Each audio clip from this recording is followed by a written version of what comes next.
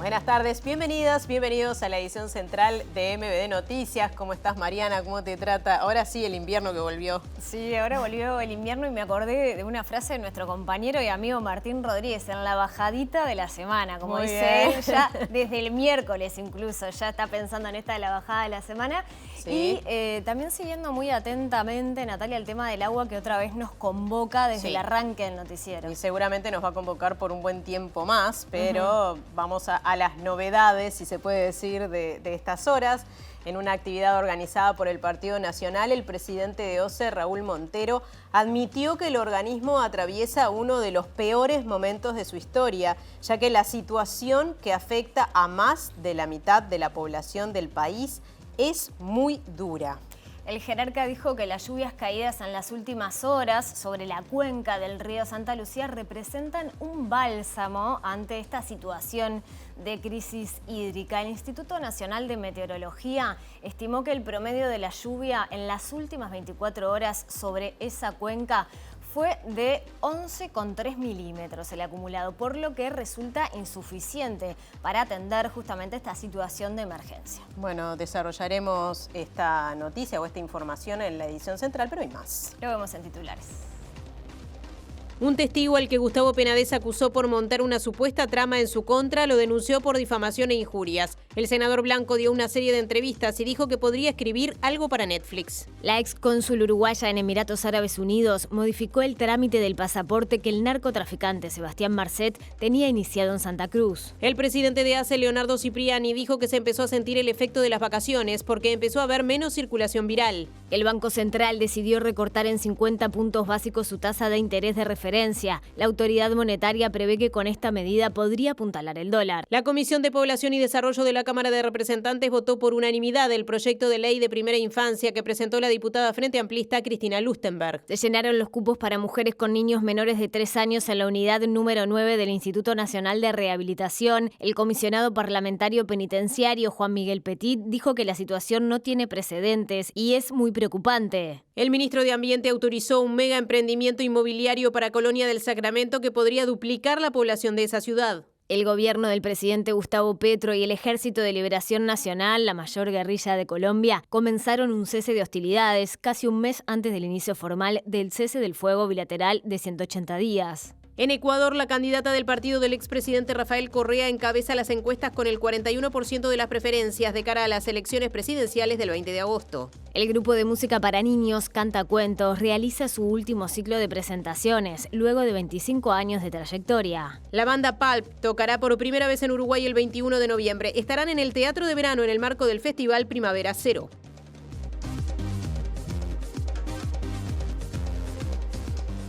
Gracias por acompañarnos a través de la pantalla de TV Ciudad y también a través de Uniradio, uniradio.edu.uy, 107.7 FM. Ahora es momento de salir a exteriores y ver en qué andan nuestros compañeros en los móviles.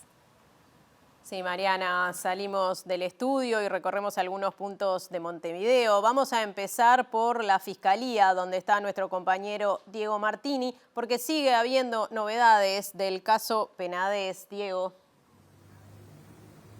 Natalia, Mari, ¿qué tal? Buenas tardes para todas y todas. Nos encontramos en la calle Cuarén, Fiscalía de Delitos Sexuales, donde ha tenido que venir en una instancia el senador Gustavo Penades, también el docente Sebastián Mauvecín, que es donde trabaja la fiscal Alicia Scione, quien lleva adelante este caso. Recordemos que, bueno, la semana pasada no se dio lugar al pedido que hicieron las defensas de los imputados de conocer la identidad de las víctimas, pero ayer daban una noticia, dábamos en el informativo una noticia de que Penades apuntaba a una persona, a Jonathan Mastro Prieto, como la persona que había estado atrás de esta trama que supuestamente, bueno, lo estaba enjuiciando a él. Hablamos con él y en unos minutos compartiremos su testimonio.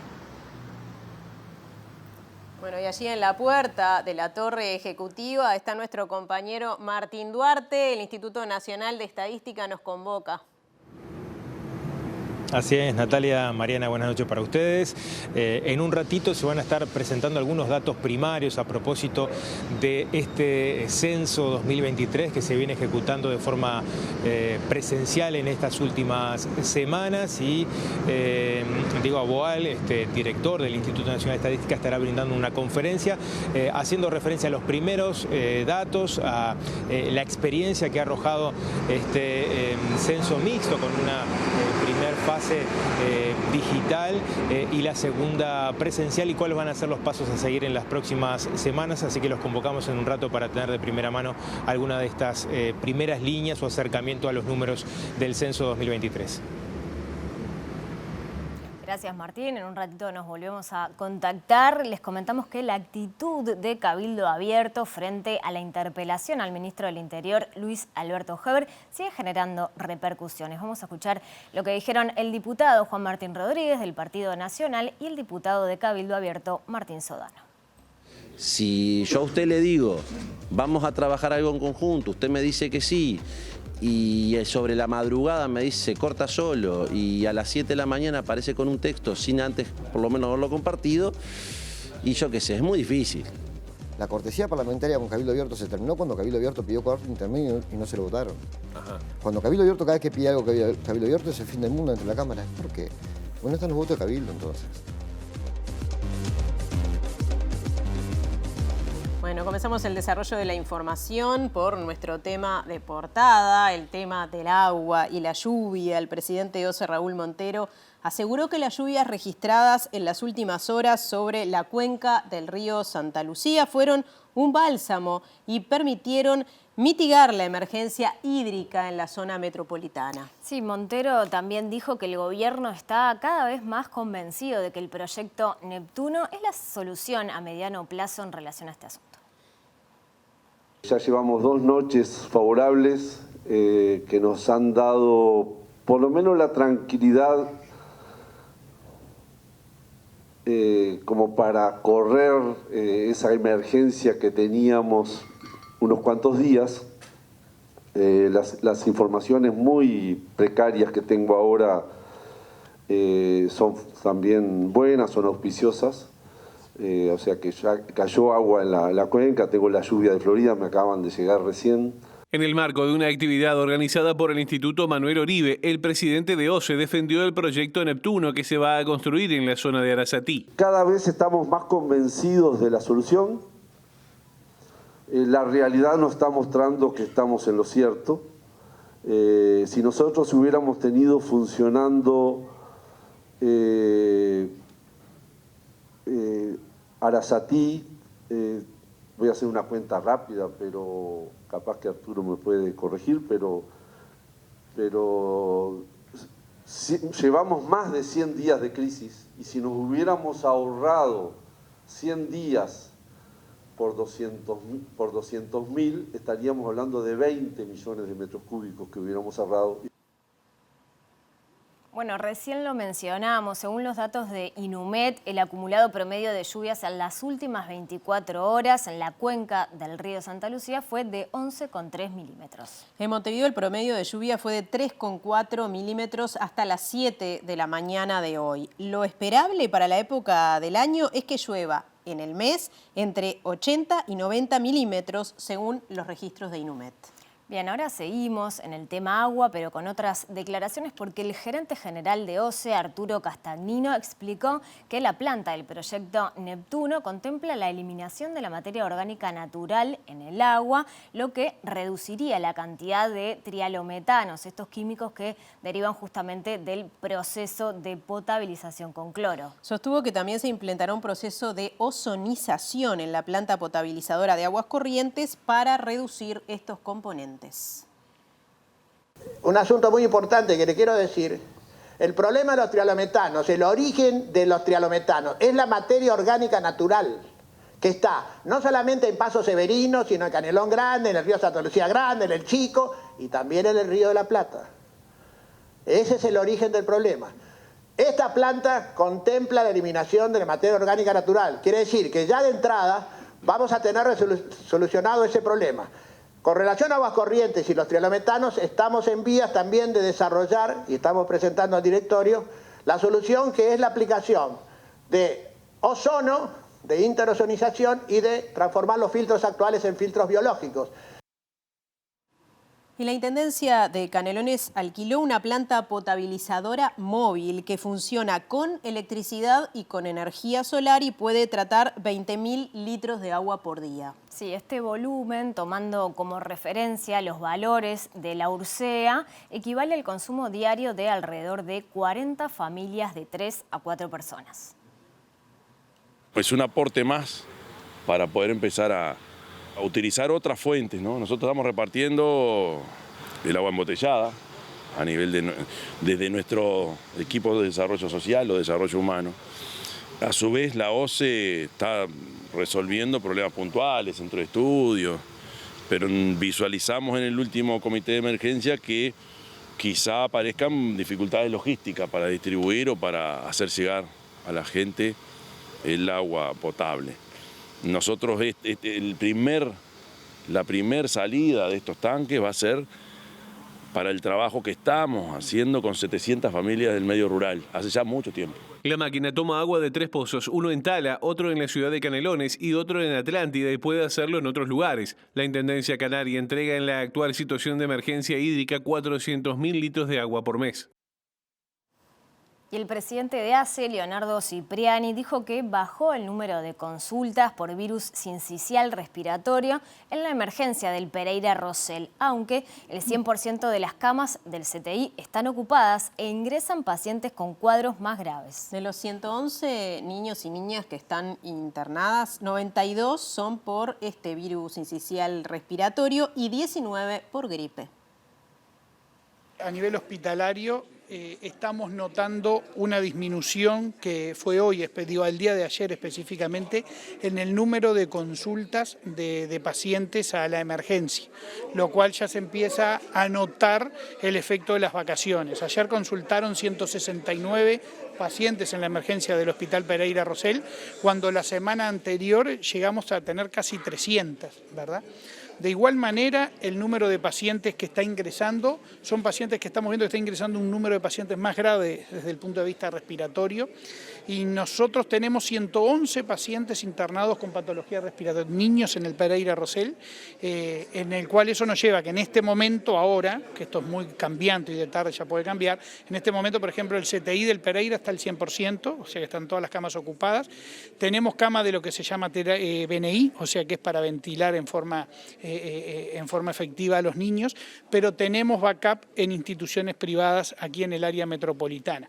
La medida empezó a sentirse, el virus sincicial respiratorio, lo que fue la semana anterior, tuvo un pico muy importante, del 10% de los ingresos que venía siempre, pasó a ser el 90% de los ingresos a nivel del hospital, pero acá es muy importante la vacuna de la gripe.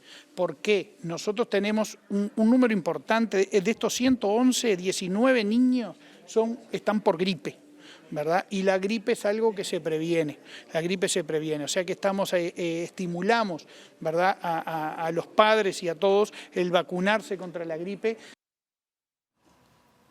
Bueno, otro asunto. El proyecto de ley que busca mayores garantías para la infancia y la adolescencia fue votado por unanimidad en la Comisión de Población y Desarrollo de la Cámara de Diputados. Sí, la diputada Frente Amplista, Cristina Lustenberg, quien fue la impulsora del proyecto, valoró como una buena señal que todos los partidos políticos acompañaran la iniciativa.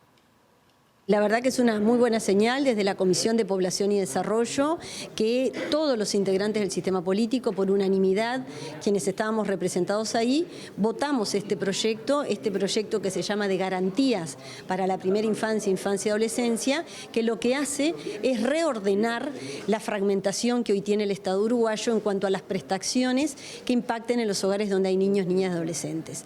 El Uruguay tiene que invertir más y también tiene que reordenar con más eficiencia, eficacia las prestaciones que precisa un niño o una familia para ese niño poder desarrollarse, poder insertarse en el sistema educativo, tener prestaciones más ágiles por parte del Sistema Nacional Integrado de Salud. O sea, ordena la fragmentación que tiene el Estado uruguayo desde las necesidades propias que tienen las familias. Lo que crea es un gabinete de primera infancia, infancia y adolescencia presidido por el presidente de la República, con un rol importante de las sectoriales de salud, de educación, el INAU, el Ministerio de Desarrollo Social, y también incorpora una presencia del Ministerio de Economía y Finanzas y de la OPP, que en conjunto con las demás instituciones van viendo dónde tenemos dificultades presupuestales y dónde hay un mal uso de los recursos que hace que no estén impactando con la celeridad que precisan las familias. De verdad ordena, le da prioridad política en algo tan sustantivo que es tener una mirada de integralidad en las políticas públicas,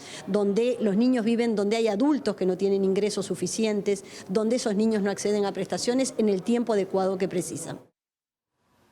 Y el presidente del INAU, Pablo Abdala, también se refirió a este proyecto de ley sobre garantías para infancias y adolescencias. Afirmó que incorpora herramientas que ayudan a articular de mejor manera los distintos organismos que tienen vinculación con las políticas de infancia. El proyecto de Cristina Lustenberg es un buen proyecto que a nuestro juicio incorpora dos herramientas o varias herramientas, pero que ayudan a obtener dos objetivos que siempre son muy importantes a la hora de la ejecución de la política pública, en este caso las políticas de infancia y adolescencia. Por un lado, la articulación y la optimización en la aplicación y la administración de los recursos. Y creo que estos instrumentos vinculados con la creación de este gabinete, con la creación de esa unidad de coordinación que aparece en el proyecto, ayuda en esa dirección. Y el otro objetivo, que es concomitante con el que acabo de mencionar, es la medición, es el monitoreo, es la posibilidad de medir cabalmente cuál es el resultado y la eficacia en la aplicación de los recursos. El retorno, porque eso es lo que permite, el retorno al punto de vista social, obviamente, eso es lo que permite después medir las estrategias, ajustar las estrategias, reformular las políticas en la medida de lo necesario. Así que en ese sentido yo celebro que se haya generado un acuerdo y un consenso a nivel del sistema político y por lo tanto creo que es una buena noticia. Y el comisionado parlamentario para el sistema penitenciario, Juan Miguel Petit, confirmó a MBD Noticias que la unidad 9 del Instituto Nacional de Rehabilitación de Madres con Hijos e Hijas Menores completó los 38 cupos ayer. Desde este momento, las autoridades deberán resolver caso a caso qué hacer si ingresan más mujeres privadas de libertad con hijos a cargo. Fuentes de la Asociación de Defensores Públicos señalaron que las posibilidades son el traslado a una cárcel del interior del país que acepte a madres con menores de 8 años, la generación de algún cupo especial o, dependiendo del delito, la evaluación de la prisión domiciliaria. Petit dijo que no recuerda precedentes de este estilo y que la situación de los cupos en esa unidad se venía siguiendo desde abril y mayo. Sentenció que es un dato muy preocupante.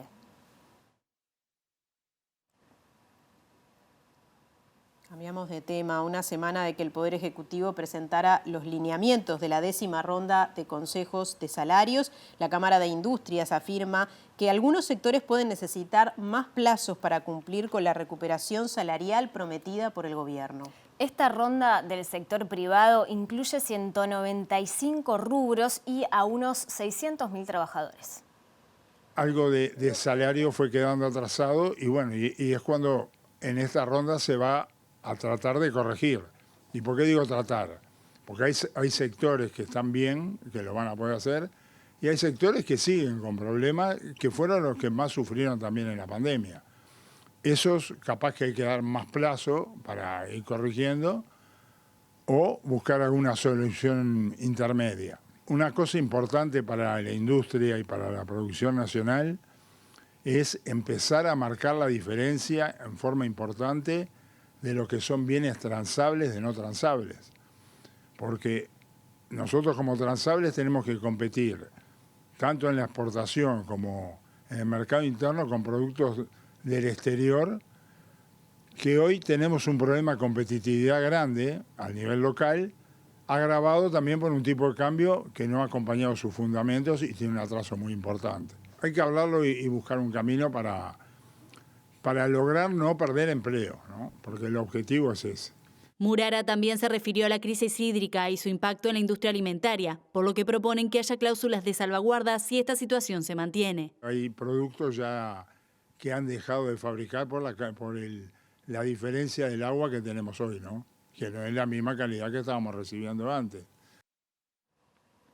La ex cónsul uruguaya en Emiratos Árabes Unidos modificó el trámite del pasaporte que el narcotraficante Sebastián Marcet tenía iniciado en Santa Cruz. Lo pasó de suspendido a anulado por decisión propia y eso posibilitó un nuevo proceso de expedición del documento. La información fue dada por búsqueda esta mañana. Marcet tuvo 3 instancias en las que solicitó el pasaporte. La primera fue en 2020 a través del Consulado de Asunción de Paraguay. Como debía dar su domicilio, algo que negó, él mismo le fue negado. Luego lo intentó en julio de 2021, pero esta vez desde el Consulado de Santa Cruz de la Sierra, en Bolivia. Esto quedó suspendido, ya que Marcet tenía una solicitud de averiguación y paradero que fue librada por el Juzgado de Crimen Organizado. Cuando el narcotraficante inició el tercer trámite para el pasaporte ante el Consulado en Emiratos Árabes Unidos, se canceló el pedido realizado en Santa Cruz. Esto fue posible por la actuación de Fiorella Prado, ex cónsul uruguaya en Emiratos Árabes Unidos. Según búsqueda, la funcionaria modificó el trámite de Marcet en Bolivia y lo pasó de suspendido a anulado, lo que posibilitó el inicio de un nuevo proceso de expedición de pasaporte. Él tenía un trámite iniciado en Santa Cruz de la Sierra y nunca había sido anulado. Entonces, como ya había un trámite pendiente, no me dejaba seguir. Lo hice para ganar tiempo, en vez de esperar a que se despierte Bolivia, hacer la consulta, esperar que ellos lo anulen, yo empezar otro acá de nuevo. Fue tomar ese y a partir de ese cambiar todos los datos, actualizarlos y me dejó,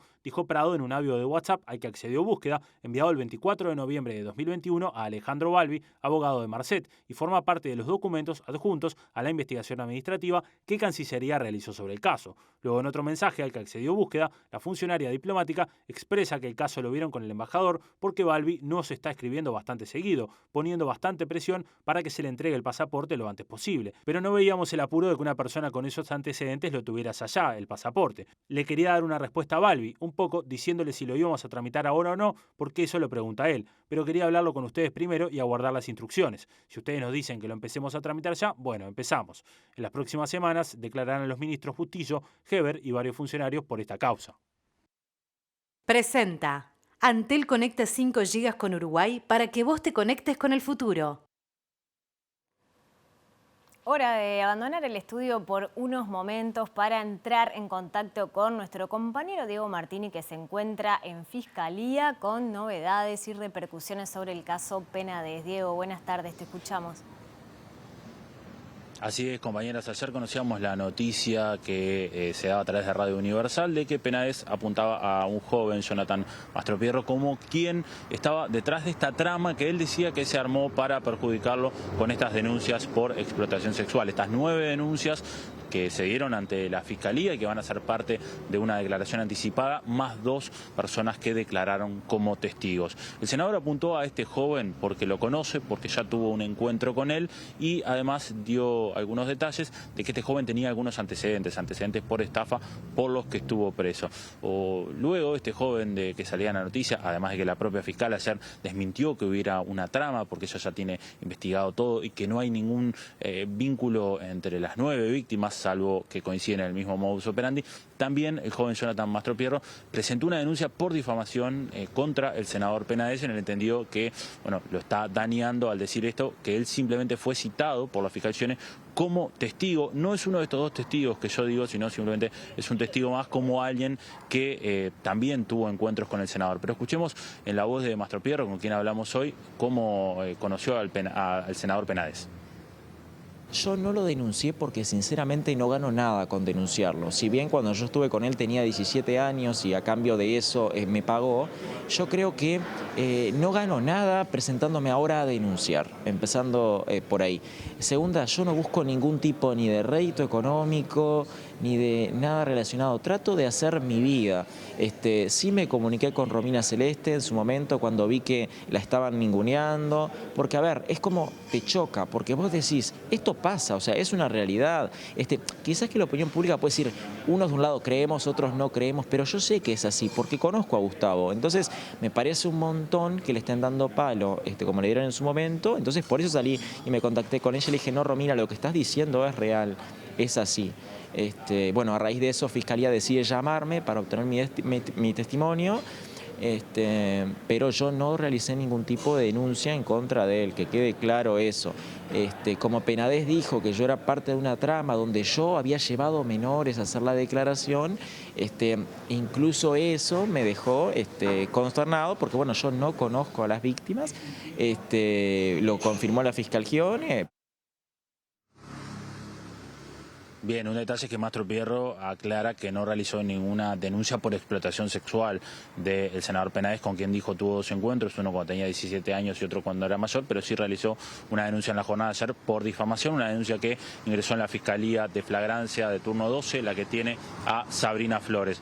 Justamente también le preguntamos a Mastro Pierro cómo lo conoció al senador Penades y bueno, nos hacía referencia a la figura de Sebastián Mauvecín, el reclutador a quien la fiscal tiene apuntado como reclutador. Lo vamos a escuchar, pero para cerrar mencionar que, bueno, estamos en feria judicial, pero se espera que en las próximas semanas la justicia, empiece la jueza Marcela Vargas con las declaraciones anticipadas de las 9 víctimas, pero la fiscal Gione igualmente sigue investigando este caso, pero veamos en voz de Mastro Pierro cómo lo conoció al senador Gustavo Penades.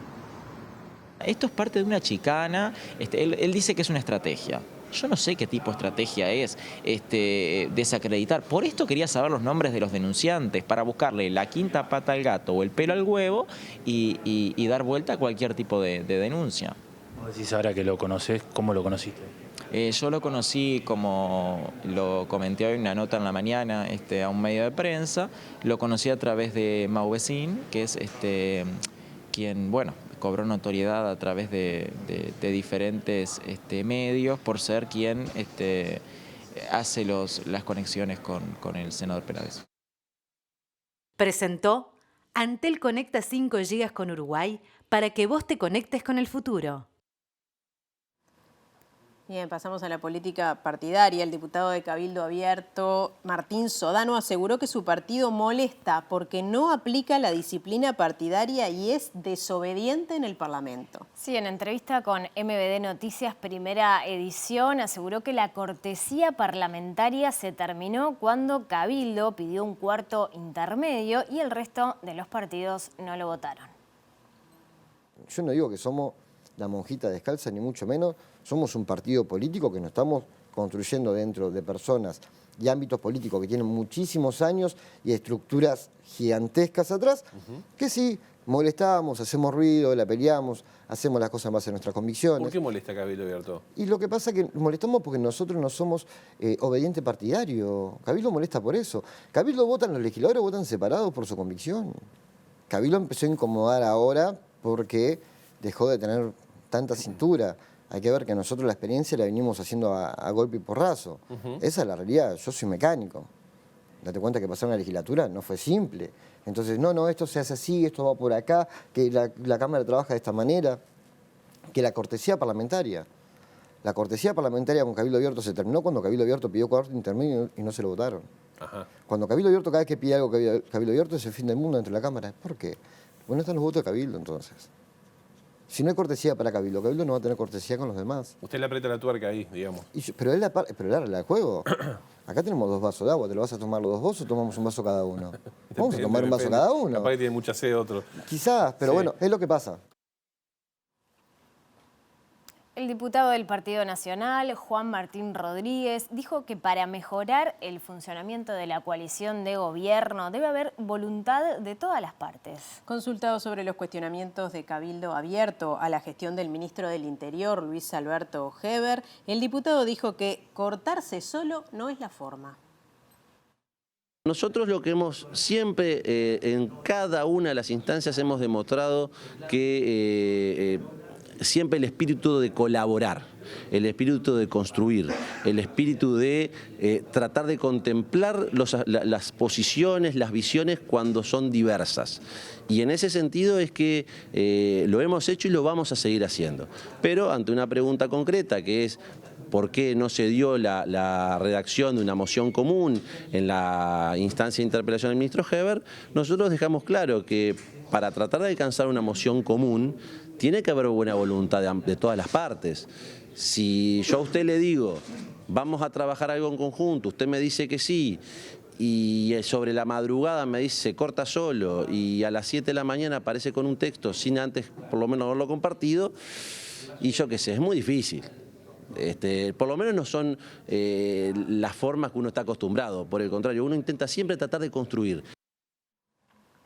Otro asunto, el ministro de Ambiente autorizó un mega emprendimiento inmobiliario en Colonia del Sacramento que se llamará Más Colonia y se proyecta en un predio de 500 hectáreas, viviendas y servicios para 30.000 personas. Sí, principalmente destinado para quienes viajan desde Argentina. Las obras comenzarán este mes y la inversión total es de 1.900 millones de dólares.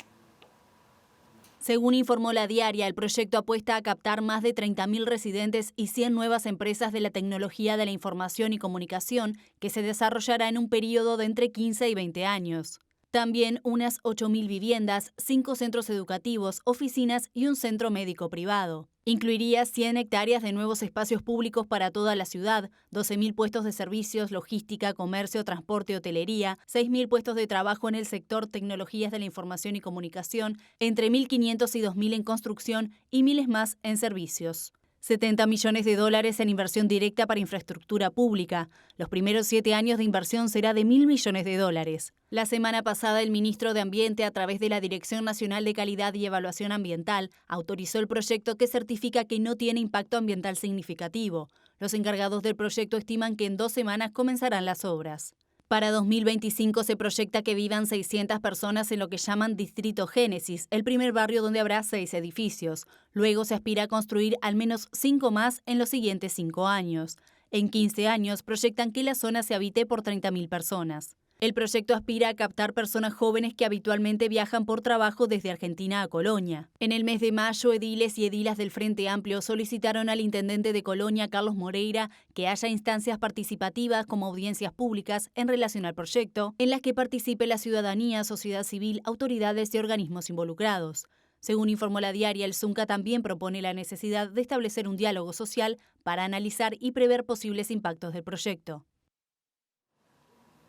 El Banco Central del Uruguay resolvió una reducción de la tasa de interés, ubicándola en 10,75 puntos porcentuales. En el año cerrado, al mes de julio, la inflación se ubicó en los 5,98%, dentro del rango meta propuesto por el Banco Central del Uruguay, hecho que permitió esa leve reducción en la tasa de interés.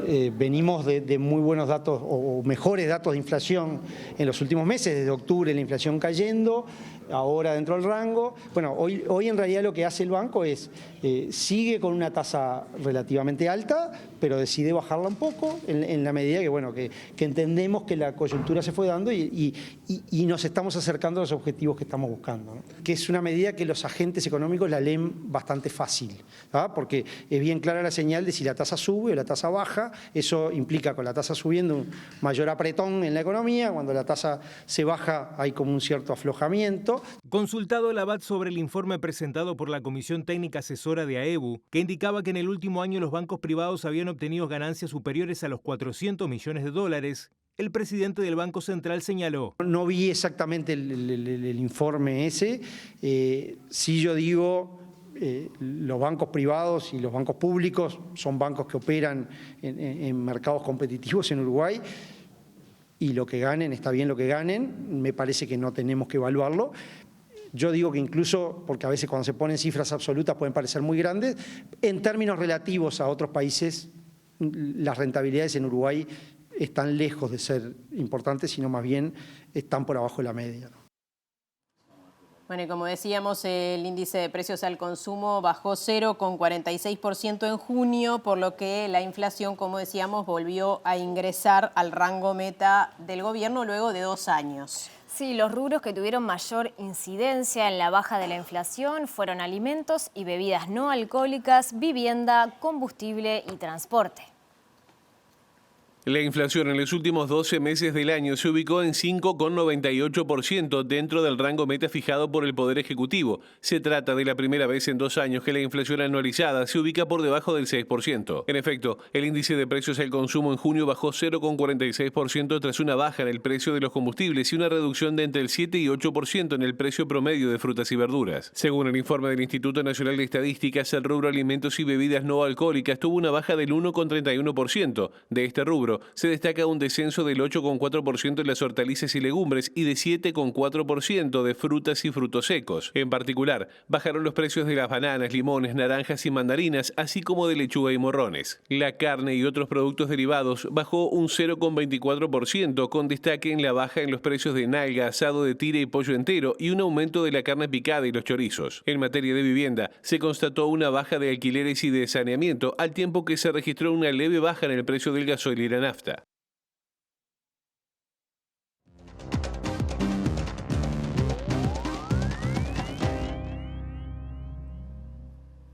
Seguimos hablando de la inflación. Recibimos con mucho gusto a nuestro compañero, el economista Germán de Agosto. Hoy sí jueves.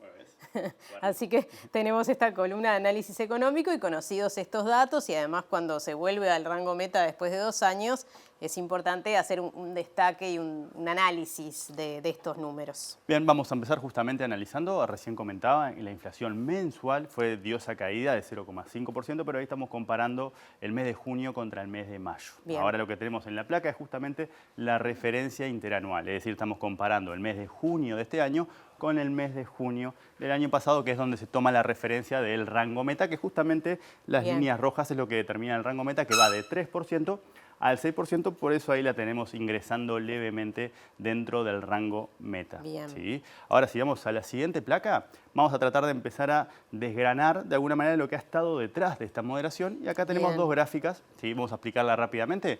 En este caso, lo que tenemos es lo que llamamos la inflación de los productos que son sensibles a los movimientos del dólar, o la inflación transable. Acá agarramos los productos de la canasta, que son a los que están atados justamente a lo que pasa con el dólar, y los separamos y decimos, bueno, ¿cómo vienen evolucionando los productos de la canasta de consumo que dependen de lo que pasa con el dólar? Y eso es justamente lo que estamos reflejando. Si te fijas, está bastante más abajo que la inflación general, y justamente se corresponde con lo que está pasando con el tipo de cambio. ¿Sí?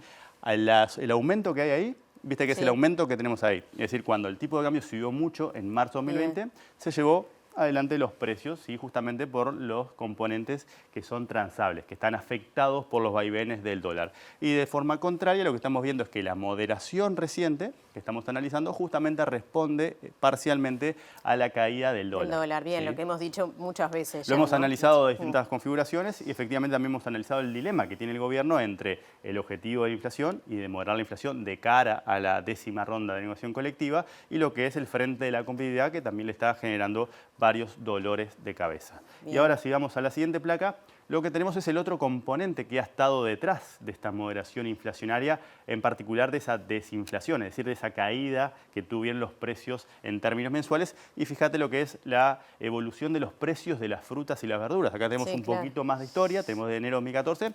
Fluctúa mucho más que la inflación porque se trata del componente más volátil que tenemos dentro de la canasta, y había aumentado muchísimo. ¿Qué tanto? 50% en términos interanuales. Que siempre decís que es bastante impredecible. Totalmente, porque depende de factores climáticos que son erráticos por naturaleza. Exacto. Entonces lo que tenemos son estos movimientos mucho más pronunciados que cuando miramos otro tipo de variables vinculadas a los precios.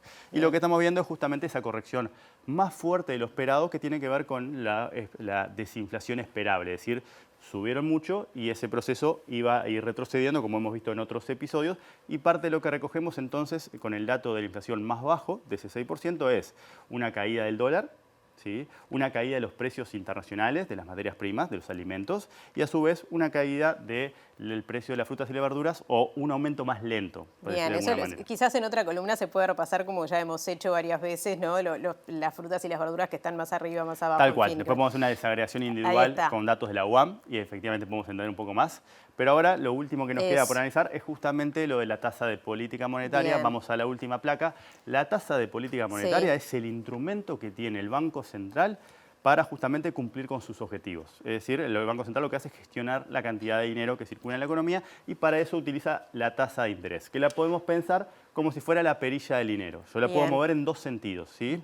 Cuando yo tengo un problema con la inflación, ¿sí? Como hemos tenido en los últimos meses antes de que empezara a bajar. Sí, como veíamos en la gráfica en algunos momentos, que estaba mucho más casi alta. que en el 10% en septiembre del año pasado. En ese caso lo que hace el Banco Central es aumenta la tasa de interés, eso es, encarece el crédito, porque justamente esta es la referencia, y eso enfría el consumo y enfría la inversión, por esa vía enfría la economía y supone justamente presiones a la baja sobre la inflación. ¿Sí?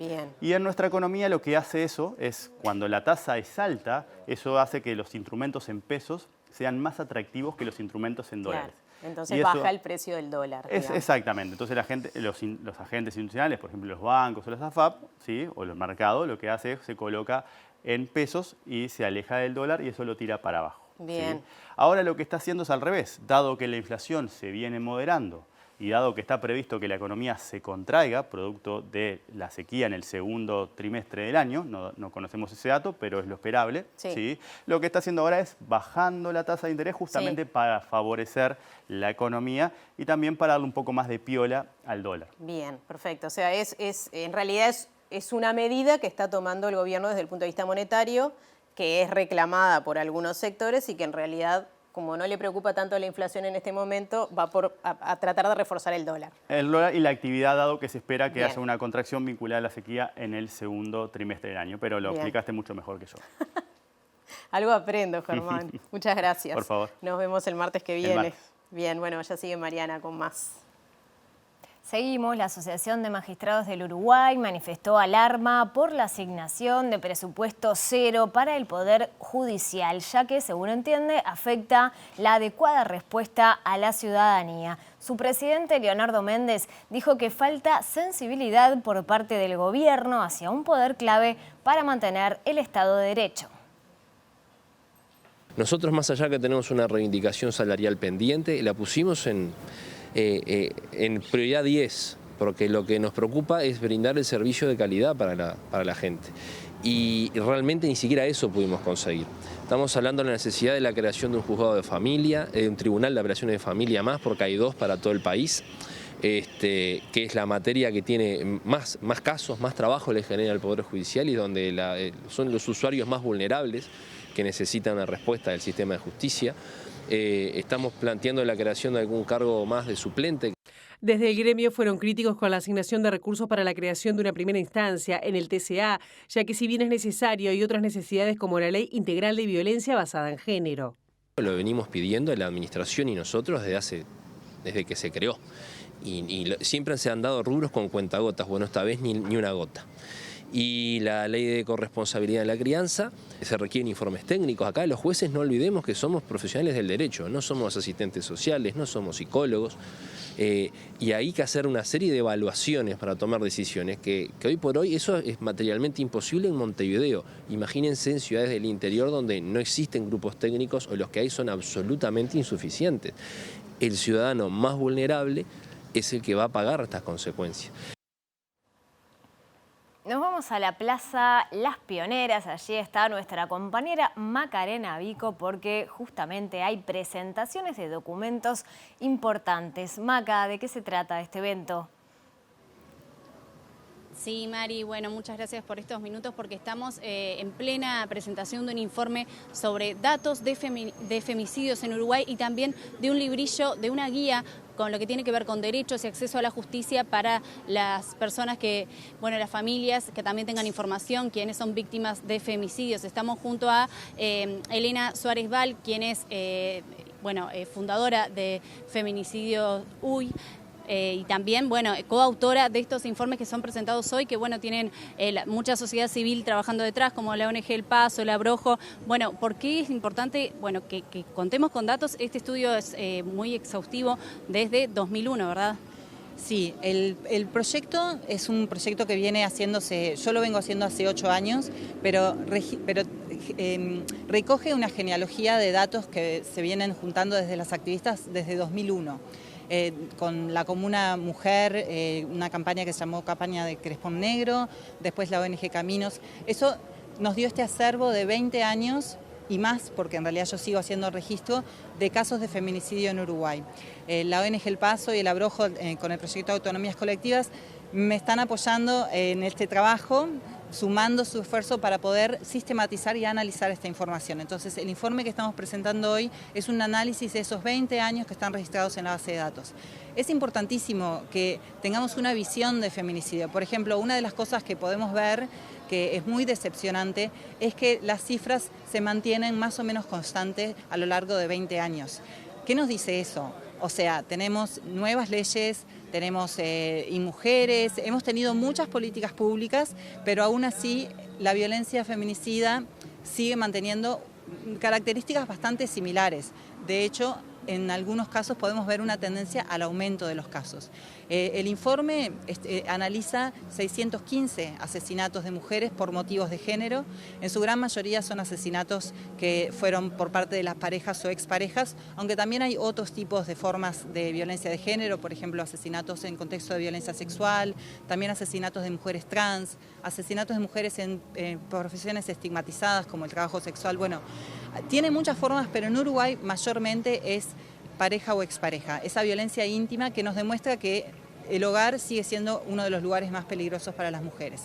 Los datos los que nos pueden ayudar es a tener una visión y que el Estado, que es quien tiene la fuerza para poder activar políticas públicas, intervenciones, pueda realmente poner un poco de seriedad a su manejo de la ley integral para garantizar a las mujeres una vida libre de violencia de género que tenemos y que es muy buena esa ley, pero necesita un presupuesto digno para poder realmente hacer las acciones que son necesarias para producir esos cambios sociales y culturales, además de la prevención que son necesarios para acabar con este problema. El segundo producto que hicimos con El Paso es un librillo informativo. Hace unos meses, el año pasado, estuvimos organizando unas reuniones con familiares de mujeres que habían sido víctimas de feminicidio y aprendimos muchísimo de las dificultades y los desafíos que tienen a la hora de lidiar con el después, con lo que queda después del feminicidio. Cada caso de feminicidio conlleva una investigación policial, judicialización, pero también hay procesos de reparación, hay temas, por ejemplo, cuando hay niños y niñas de la pareja de tenencia, quiénes se quedan con los hijos. Es todo un mundo, pensiones, bueno, es un mundo de burocracias y de trámites que tienen que realizar estas familias que están atravesando un momento sumamente doloroso y que la familia entera, en general, sobre todo cuando son feminicidios íntimos, se desarma, ¿no? Cuando tenés una pareja ¿no? O es el padre que mató a su madre, bueno, te imaginarás que es un momento muy difícil y el Estado tiene respuestas, pero complicado. Entonces, lo que quisimos hacer es sistematizar todos esos procesos en un librillo de fácil acceso, escrito de una forma lo más accesible posible para poder contar con ese material, por ejemplo, en Fiscalía o ONGs que trabajan con mujeres que están en situación de violencia, como una forma mínima de apoyar a estas familias que están atravesando un momento tan difícil. Bien, Elena, muchísimas gracias por toda esta información. Creo que bueno, es importante contar con insumos como estos, como ella decía, como un insumo más para desarrollar políticas de verdad que se sientan en la población para atacar esto que es una situación que nos preocupa a todos, que son los feminicidios en nuestro país. Presenta Mercado Agrícola de Montevideo, en el corazón de un barrio donde late la ciudad. Mercado de Historias. Mercado de Historia.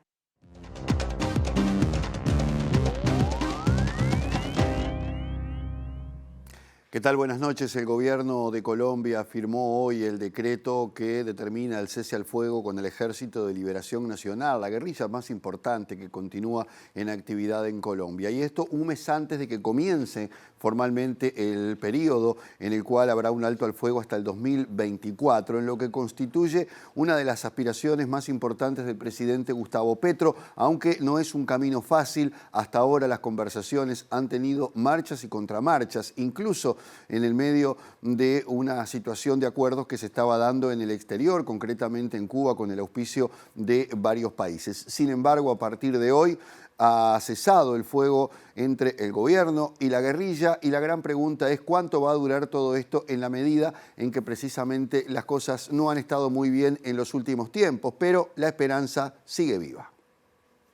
El presidente colombiano Gustavo Petro firmó este miércoles el decreto de cese al fuego bilateral que regirá desde el 3 de agosto hasta el 29 de enero del 2024, que incluye la suspensión de las operaciones ofensivas de la fuerza pública a partir de hoy en contra de los integrantes del grupo, mientras que el Comando Central de la Guerrilla ordenó que las estructuras del ELN deben cesar todas las acciones militares ofensivas contra las fuerzas militares. A pesar de que así queda oficializado el comienzo de esta fase de transición, las últimas acciones del Ejército de Liberación Nacional despiertan inquietudes sobre lo que pueda venir, ya que el mismo día en que el Comando Central daba esa orden, el frente que opera en el Catatumbo asesinaba a tiros a 3 policías en el departamento de Norte de Santander. También ese día el Frente Domingo Laín, uno de los más poderosos de la guerrilla, secuestraba a un sargento y sus 2 hijos en Arauca, mientras que el Frente Noroccidental declaró un paro armado en el Chocó, instando a la población de San Juan y Cipí al enésimo confinamiento de este año. El ELN se ha fortalecido en los últimos años pese a la mano dura que aplicó el gobierno de Iván Duque contra los grupos armados y actualmente tiene presencia en más de 200 municipios del país y controla vastas zonas de Arauca, Norte de Santander, Chocó, Nariño y Cauca. Según el decreto, el objetivo de esta medida es mejorar la situación humanitaria en las zonas de conflicto con el propósito de que la población civil pueda ejercer sus derechos y libertades con énfasis en los más vulnerables, entre ellos los liderazgos sociales y ambientales, pueblos étnicos, mujeres, personas defensoras de los derechos humanos y menores de edad.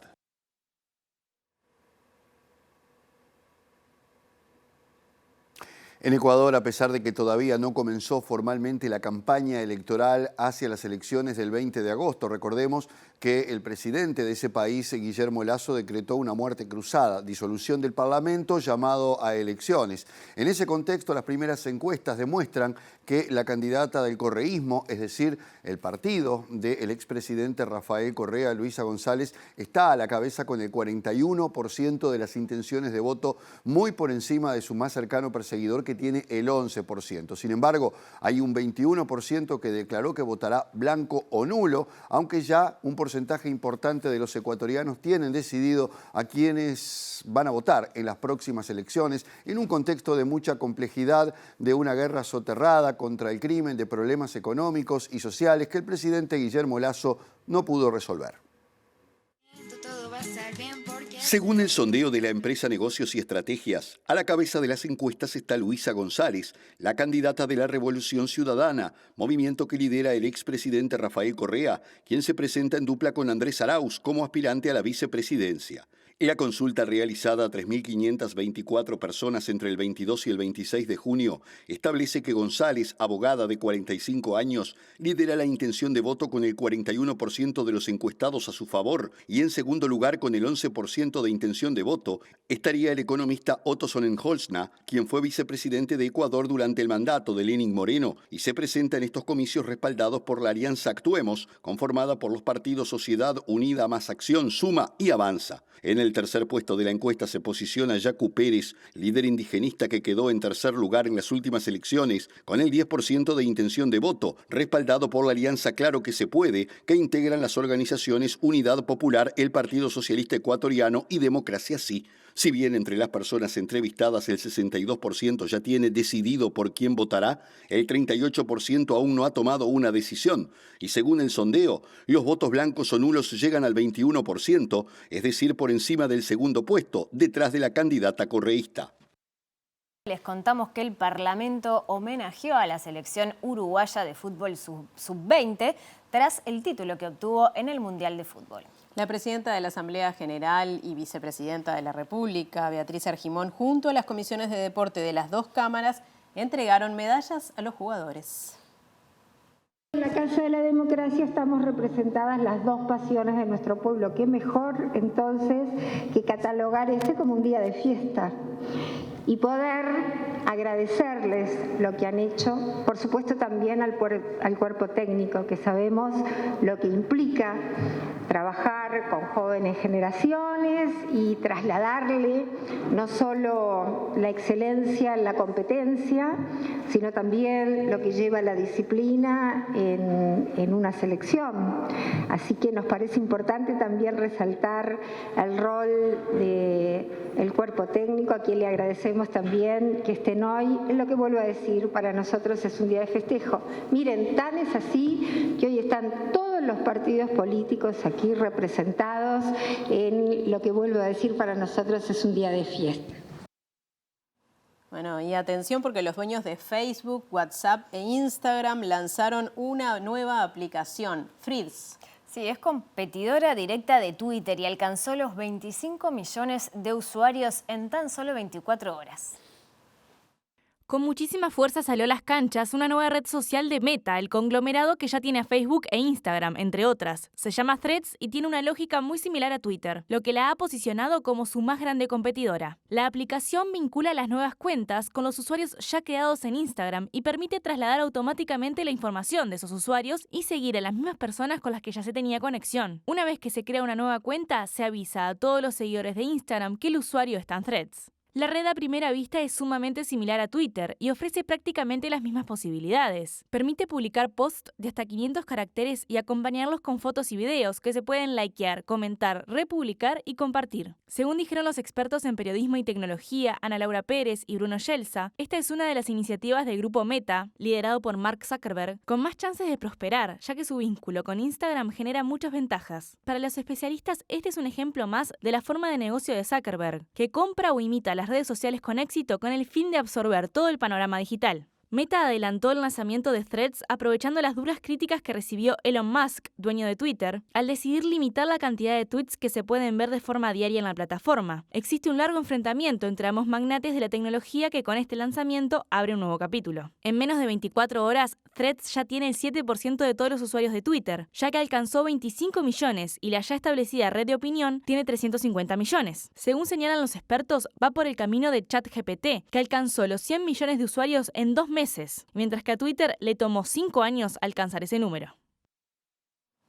Bueno, veremos qué pasa con esta red social, pero ahora vamos a hablar de encuentros presenciales, porque desde el próximo viernes hasta el 23 de julio en el Teatro Solís, el grupo de música para niños Cantacuentos realiza su último ciclo de presentaciones luego de una trayectoria de 25 años. Interesante ir a verlos, será una despedida, pero también una celebración. Es uno de los conjuntos de música para niños más populares del país, acompañando a cientos de familias y también influenciando a jóvenes músicos que comenzaron su acercamiento a la música en los espectáculos de la banda. Esta apuesta final será un emotivo homenaje y tributo a Nancy Gugic, fallecida en noviembre de 2021, fundadora de los históricos Canciones para no dormir la siesta y también de Cantacuentos, con músicos más jóvenes que ella, incluidos sus hijos Martín y Paolo Buscaglia, que siempre buscaron romper ese prejuicio de la música para niños como más simple, menos importante o profunda. Va a ser un espectáculo con mucha información, que creo que es una de las características que han tenido nuestros discos. Sin duda, ¿viste? Hay tanta info en un disco de Cantacuentos como en un disco mío para adultos o un disco que haya hecho o cualquiera de los otros músicos que han tocado en Cantacuentos que también sacan discos, digamos, para adultos. Hay la misma cantidad. No es que sea para niños, no lo hace menos nutritivo ni más sencillo. Simplemente el énfasis está en otras cosas, pero la cantidad y el rigor y todo y el amor que le pones es el mismo. Así como Canciones para no dormir la siesta tenía esa influencia del latinoamericanismo y de la coyuntura política en la que vivía, Cantacuentos, al ser formado por músicos muy jóvenes, excepto Nancy, tiene la influencia del hip hop, del reggae, de la producción casera en un estudio casero, que ya no era ir a un estudio a grabar a Sondor, sino que vos podías manipular el sonido en tu casa. Todo eso son herramientas e influencias del siglo XXI, de la generación de los músicos que integran Cantacuentos. Para todos los integrantes de Cantacuentos, pero en especial para Martín y Paolo Buscaglia, hijos de Nancy Gugic, se trata de un ciclo más que especial y único, en el que deben conjugar la despedida con la celebración, los sentimientos de pérdida con la alegría de las canciones. Mucha valentía para afrontar estas presentaciones. Bueno, mucha música porque el Festival Musical Primavera Cero incluirá la presencia de la banda británica Pulp, que llegará por primera vez a Montevideo. Bien, va a ser el 21 de noviembre en el Teatro de Verano, 6 días antes de otro número fuerte de este evento, The Cure. Danilo Astori, productor del Festival Primavera Cero, hizo el anuncio a través de su cuenta de Twitter. Será en el marco del tour de Pulp llamado This Is What We Do for an Encore, 10 años después de su última gira. El grupo es liderado por Jarvis Cocker y es considerado uno de los principales del movimiento llamado Britpop, que también incluye a Oasis y Blur. Si bien Pulp se inició a fines de la década de 1970, su momento de mayor popularidad fue en la década de 1990, con los discos His and Hers, Different Class y This Is Hardcore, álbum que cumple 25 años este 2023. Entre sus canciones más conocidas a nivel internacional están Disco 2000 y Something Changed, y especialmente Common People, que en una votación realizada en 2014 por BBC Radio, en la que participaron más de 30.000 personas, se la calificó como la canción más representativa del Britpop. Las entradas se ponen a la venta el próximo lunes a las 13 horas por Ticantel. So let's start it together. Oh, don't make a move till I say action.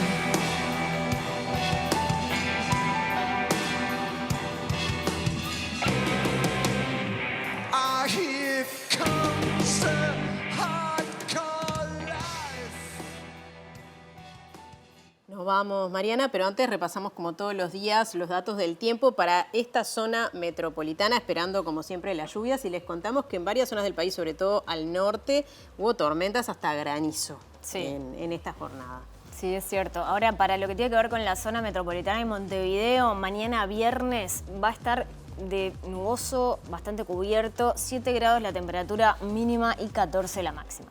El sábado, algo nuboso, sábado 8 de julio, 7 grados la mínima, 13 la máxima, bastante frío. Sí, igual el domingo, 3 grados la temperatura mínima y 14 la máxima, y hasta el momento no están pronosticadas lluvias. Bien, nosotros nos vamos, los invitamos a que sigan en la pantalla de TV Ciudad.